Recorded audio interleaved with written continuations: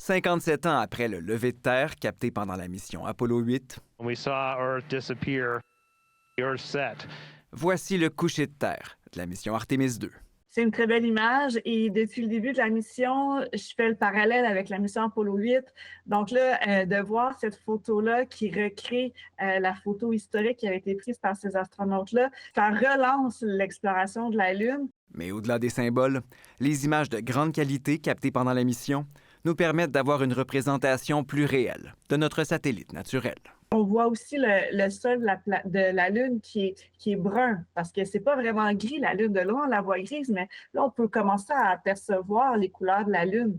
Les couleurs et le relief de la Lune et de sa mystérieuse face cachée.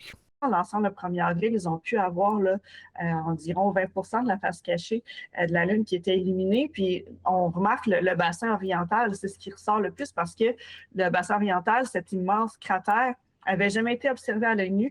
La distance de la Lune du vaisseau Orion, plus grande que lors des missions Apollo, a aussi permis des observations inédites. Ils ont pu voir des petits flashs lumineux qui sont le résultat d'impacts de météorites au sol.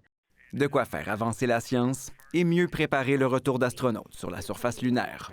On ne peut pas envoyer des astronautes en terrain inconnu. Il faut vraiment être capable de caractériser, de connaître le mieux possible l'endroit où on va choisir d'envoyer des humains, ne serait-ce que pour leur sécurité.